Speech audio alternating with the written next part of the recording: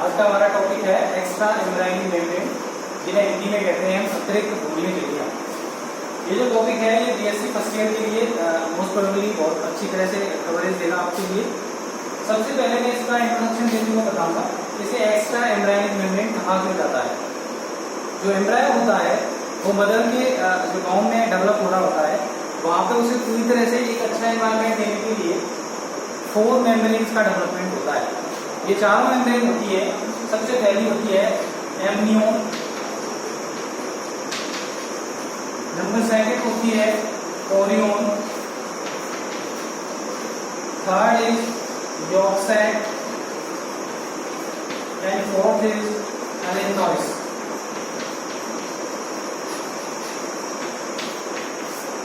ये चारों भ्रूणीय झिल्लियां जो होती हैं उनका विकास भ्रूण से नहीं होके कहां से होता है, अतिरिक्त भ्रूणीय भागों से होता है। इसीलिए इसे हम क्या कहते हैं, एक्स्ट्रा एम्ब्रायोनिक मेम्ब्रेन्स कहते हैं। इन चारों मेम्ब्रेन्स को एक बहुत ही अच्छे डायग्राम के थ्रू हम प्रेजेंट कर सकते हैं। आप देख सकते हैं कि ये एक एम्ब्रायो है, यहाँ मैं ड्रॉ कर रहा हूं। इस एम्ब्रायो के चारों तरफ से सबसे पहली जो मेम्ब्रेन होगी वो एमनियोन होगी। इस एमनियोन के साइड में जो झिल्ली होगी ये वाली यॉर्क सैक एंड ये एलेंथोइस। मैं आपके सामने 3 मेम्ब्रेन ड्रॉ कर चुका हूं। सबसे पहली जो मैंने बताई वो होती है एमनियोन, ये वाली होगी यॉर्क सैक और ये वाली है एलेंथोइस एंड ये एमनियोन। सबसे बाहर की वो जो झिल्ली प्रेजेंट होगी एक्स्ट्रा एम्ब्रायोनिक मेम्ब्रेन में वो वाली होती है कोरियोन, जिसके द्वारा प्लासेंटा का निर्माण किया जाता है। इस कोरियोन से ही ये फिंगर लाइक प्रोजेक्शंस हमको जो दिखाई दे रहे हैं ये आगे जाके प्लासेंटा का डेवलपमेंट करते हैं। तो हम आसानी से समझ सकते हैं कि चारों मेम्ब्रेन हमें डायग्राम में दिखाई गई है और इन चारों मेम्ब्रेन्स के अंदर सेफली एम्ब्रायो प्रेजेंट रहता है। इस एम्ब्रायो को ये चारों मेम्ब्रेन अलग अलग तरह के एडवांटेज प्रोवाइड करती हैं, अलग अलग तरह का इंपोर्टेंस ये दिखाती है अपना। सबसे पहले अगर हम एमनियोन की बात करते हैं तो एमनियोन में एमनियोटिक फ्लूइड भरा होता है।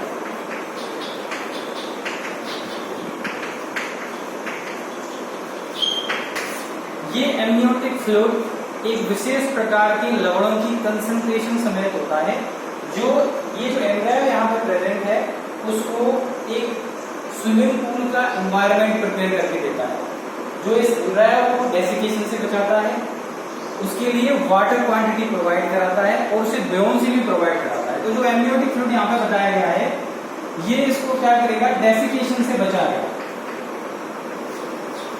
डेसिकेशन से बचाएगा। दूसरा इसको बुओयांसी प्रोवाइड कराएगा। तो एमनियोटिक फ्लूइड जो होता है वो एम्ब्रायो के लिए एक तरह से आर्टिफिशियल स्विमिंग पूल की तरह कार्य करता है। तो सबसे पहली चीज हुई एमनियोन। हाँ, एक चीज और बता देते हैं, एमनियोन में जो एमनियोटिक फ्लूइड होता है इसके द्वारा ही एक भ्रूणीय जांच भी की जाती है जिसे कहते हैं एमनियोसेंटेसिस। एमनियोसेंटेसिस में मदर्स वॉम्ब के थ्रू एक इंजेक्शन के द्वारा उस फ्लूइड को लिया जाता है और उसमें से सेल्स के डीएनए को एग्जामिन किया जाता है। इसे कहते हैं प्रीनेटल डायग्नोसिस। ये एमनियोन बताया। आगे आएगा कोरियोन। कोरियोन में जैसे भी बताया कि कोरियोन से आगे जाके कोरियोनिक विलाई डेवलपमेंट होता है। कोरियोनिक विलाई, इन कोरियोनिक विलाई से आगे जाके प्लासेंटा का फॉर्मेशन होता है और प्लासेंटा से अम्बिलिकल कॉर्ड डेवलपमेंट होता है। यॉर्क सैक बहुत ही इंपॉर्टेंट होता है। यॉर्क सैक की अगर बात करते हैं तो ये फीनस है, ये यॉर्क सैक है। इस यॉर्क सैक में एम्ब्रायो के डेवलपमेंट के लिए न्यूट्रिशनल सब्सटेंस क्या होता है, यॉर्क होता है। जैसे जैसे एम्ब्रायो का डेवलपमेंट बढ़ता जाता है, जैसे जैसे एम्ब्रायो आकार में बड़ा होता जाता है और यॉर्क सैक का जो शेप होगा वो कम होता जाता है। क्यों? क्योंकि ये जो एम्ब्रायो है इस यॉर्क को अपने अंदर एब्जॉर्ब करने लगता है, न्यूट्रिशन के लिए अपने अंदर ले जाने लगता है और ये अपना आकार इसका छोटा होता चला जाता है। अब हमने बताया कि ये एम्ब्रायो जो होगा जैसे जैसे ग्रो करेगा, जैसे जैसे इसका आकार बड़ा होगा तो ये क्या करेगा, मेटाबॉलिज्म करेगा, इसकी बोन्स डेवलपमेंट होंगी, इसका साइज बड़ा होगा, तो इसकी मेटाबॉलिज्म के बाद क्या बनेंगे, वेस्ट प्रोडक्ट भी बनेंगे। इन वेस्ट प्रोडक्ट को कहाँ पे भेजा जाता है, एलेंटोइस। तो एलेंटोइस का जो मेन फंक्शन होगा, एलेंटोइस का मेन फंक्शन होता है कि एम्ब्रायो की मेटाबॉलिज्म के बाद जो वेस्ट प्रोडक्ट बन रहे हैं उनको स्टोर करना। दूसरा इसका फंक्शन रेस्पिरेटरी भी होता है, गैसियस एक्सचेंज में भी ये काम आता है, ऑक्सीजन और कार्बन डाइऑक्साइड के आदान प्रदान के लिए। तो ये एलेंटोइस का फंक्शन हो गया। तो यॉर्क सैक के लिए हम क्या कहेंगे, न्यूट्रिशन प्रोवाइड कराने के लिए। दूसरा बहुत ही इंपॉर्टेंट फंक्शन यॉर्क सैक का, दूसरा बहुत ही इंपॉर्टेंट फंक्शन यॉर्क सैक का ये होता है कि यहाँ पे एरिथ्रोपोइसिस होता है। एम्ब्रायो की सबसे पहली साइट जहाँ पे आरबीसी प्रोडक्शन होता है वो कौन सा होता है, यॉर्क सैक। यॉर्क सैक में आरबीसी प्रोडक्शन भी होता है। एलेंटोइस का जो मेन फंक्शन होगा वो गैसियस एक्सचेंज का होगा, gaseous exchange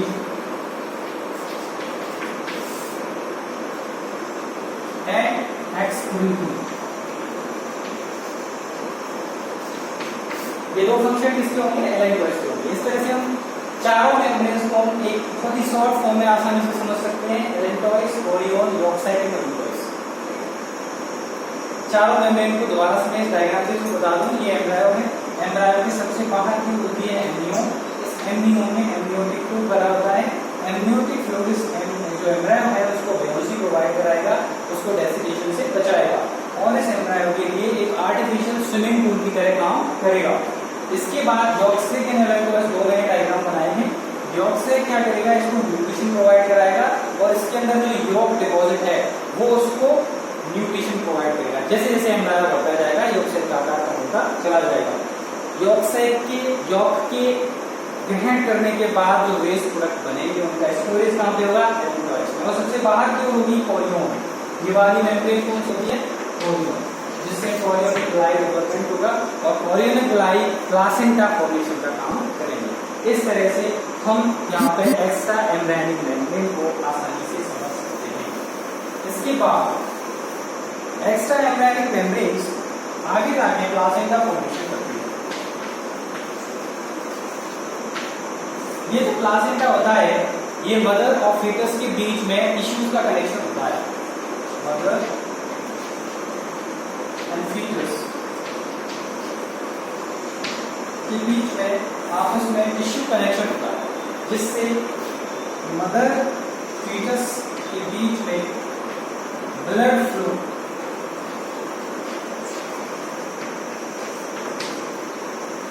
nutrition oxygen carbon dioxide waste products और बहुत से ऐसे जरूरी पदार्थों का आदान प्रदान किया जाता है। इस तरह प्लासेंटा से जो फीटस होता है, जो एक छोटा शिशु होता है, वो अपनी माता के शरीर से बिल्कुल इस तरह से अटैच रहता है तो उससे जो सारी जो उसकी आवश्यकताएं होती है वो पूरी होती रहती है। इस तरह ये जो एक्स्ट्रा एम्ब्रायोनिक मेम्ब्रेन्स होती हैं वो आगे जाके प्लासेंटा का फॉर्मेशन भी करती हैं। इस प्लासेंटा के द्वारा हम जानते हैं प्लासेंटा में भी दो तरह के होते हैं, कोरियो एलेंटोइक प्लासेंटा और chorio vitelline placenta. Chorio vitelline placenta. Chorio allantoic placenta में दो मेम्ब्रेन काम आएंगी, chorion and allantois. Chorio vitelline placenta में chorion and yolk sac membrane function करती है। अगर मदर को कोई वैक्सीन दी जाती है, कोई ड्रग दिया जाता है तो इस प्लासेंटा को क्रॉस करके फीटस तक पहुंच जाता है। इस तरह प्लासेंटा का मेन फंक्शन होता है डेवलप होते हुए फीटस को न्यूट्रिशन प्रोवाइड कराना, गैसियस एक्सचेंज देना तथा जो वेस्ट प्रोडक्ट बन रहे हैं उनको माता के शरीर से बाहर निकालना। इस तरह से प्लासेंटा यहाँ पे हम देख सकते हैं। इसलिए फिजियोलॉजिकली प्लासेंटा को हम देखना चाहें तो यहाँ पे हम बात करें एंटीबॉडी, तो बहुत से ऐसे एंटीबॉडी होते हैं जो प्लासेंटा को भी क्रॉस कर सकते हैं। मदर की बॉडी में जो एंटीबॉडी बनाए जा रहे हैं वो प्लासेंटा के थ्रू कहाँ पे चले जाते हैं, फीटस के लिए ट्रांसफर कर दिए जाते हैं। इस तरह प्लासेंटा का ये बहुत ही इंपॉर्टेंट फैक्टर होता है कि वो इम्यूनिटी भी ट्रांसफर करता है, इसके लिए फीटस के लिए। वो कौन सा एंटीबॉडी है जो प्लासेंटा को क्रॉस करके फीटस के लिए चला जाता है, वो होता है आईजीजी। इसका मेन रीजन ये होता है आईजीजी एंटीबॉडी जो होता है उसका जो आकार होता है वो कैसा होता है, बहुत छोटा होता है, वो प्लासेंटा को क्रॉस कर सकते हैं। इस तरह हमने आज 2 टॉपिक देखे, बहुत ही इंपॉर्टेंट हमारे एग्जाम के व्यू से भी, extra embryonic membrane and placenta, इनका फंक्शन कैसे होता है, ये एम्ब्रायो को मदर से कनेक्ट कैसे करते हैं। बाकी दोनों जो टॉपिक हैं यहाँ पे दोनों को हम इसमें कवर कर सकते हैं।